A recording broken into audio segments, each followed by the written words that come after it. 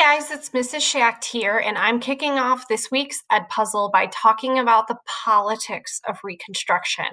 So Reconstruction often refers to the time period immediately after the Civil War, starting in 1865. And ultimately, what we need to decide as a nation is how to handle the rebuilding of the South. How do we bring these states that have seceded back into the country?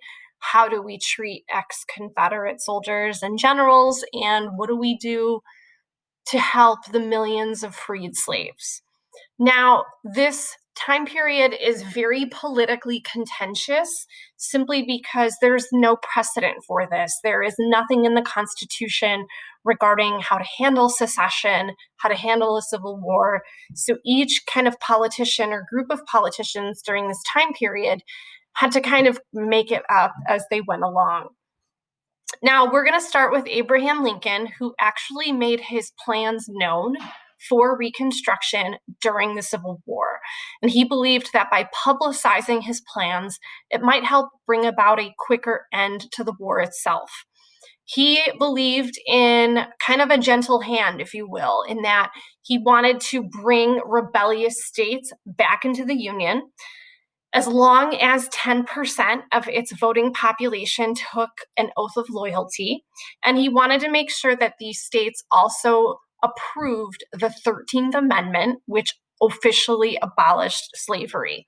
However, we will never know the full impact and weight of his plan because he was assassinated in April of 1865. But something else that was passed that was monumentally important to former slaves was the Freedmen's Bureau. And this was a government organization that provided food, medical assistance, and housing for former slaves. And on top of that, was responsible for establishing over 3,000 schools.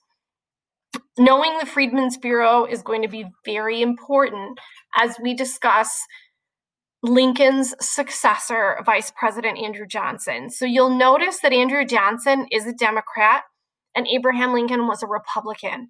And the reason he selected Andrew Johnson for his running mate in 1864 was that Andrew Johnson was a Democrat from Tennessee. He is a Southerner, and he was one of the only Southern senators that was loyal to the Union, even though his home state of Tennessee was not. So as vice president, he was an unlikely president, and his plans for Reconstruction after Lincoln's assassination were fairly controversial.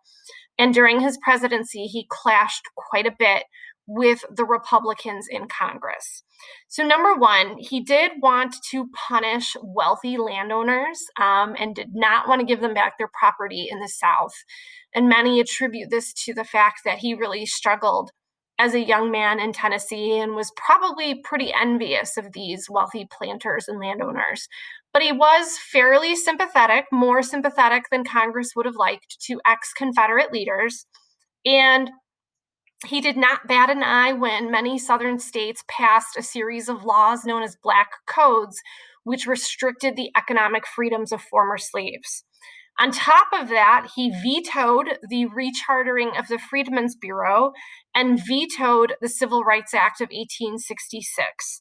So Congress overrode his vetoes, and he was also opposed to the ratification of the 14th Amendment, which gave citizenship rights to former slaves.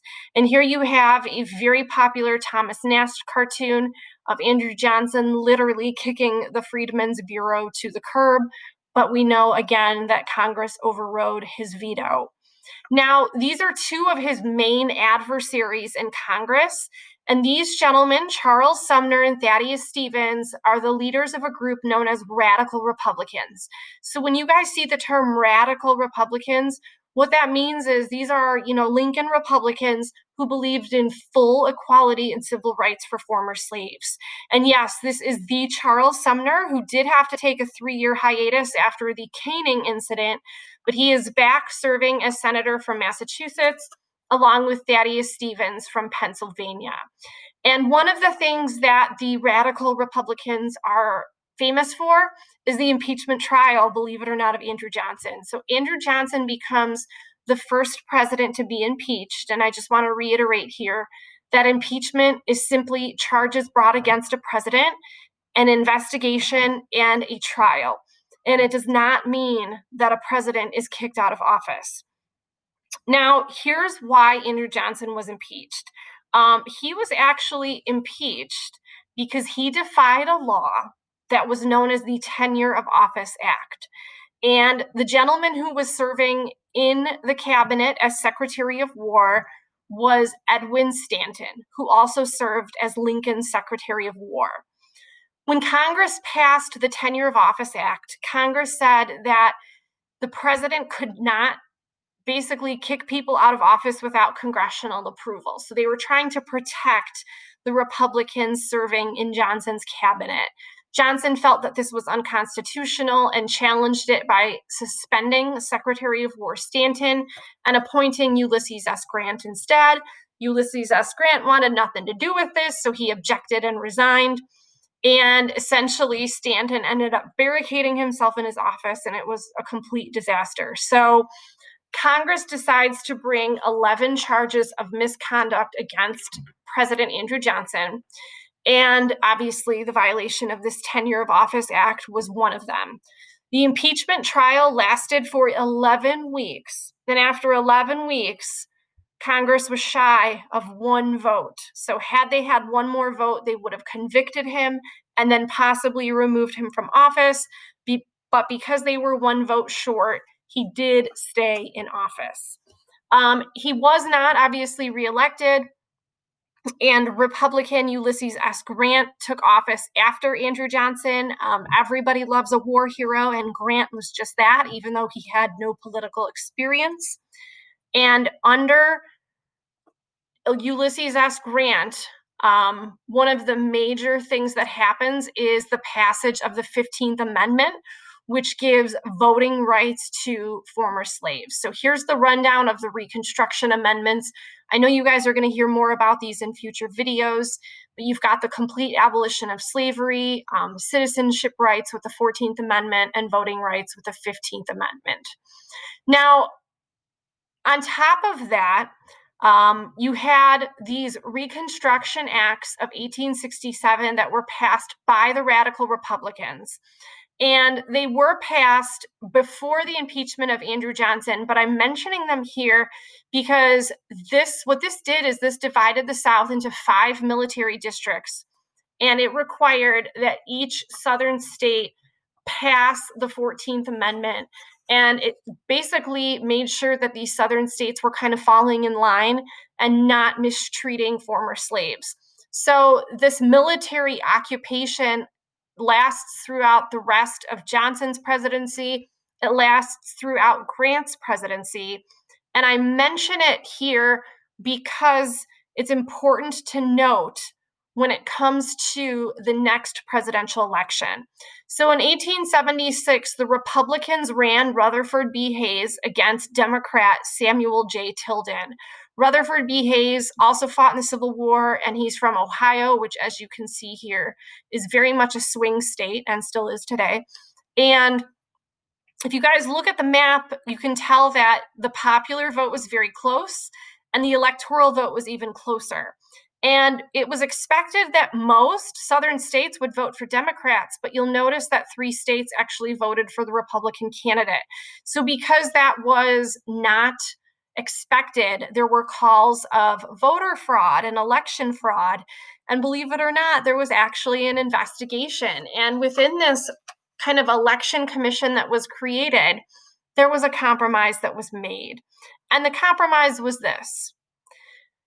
If the election was given to Rutherford B. Hayes, he would remove those military troops from the South and return power back to Southern Democrats, which were also known as the Redeemers, or, Southern Democrats that wanted to kind of restore the kind of old way of life back to the South. So he withdrew the troops, and the Southern Redeemers were back in power.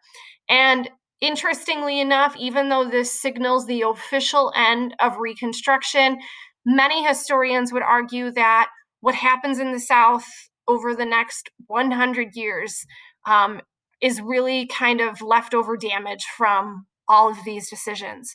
You're going to see the rise of Black codes, Jim Crow laws, the rise of the Ku Klux Klan, and of course, this discrimination against African Americans, which will take place for the next 100 plus years. So Reconstruction, it can be argued that it was successful in some eyes and very unsuccessful in others, but I think it's really important to note that, again, a lot of the decisions made impact the South for the next 100 years. So I hope that kind of helped decipher a little bit of the politics, and hope you guys have a great day.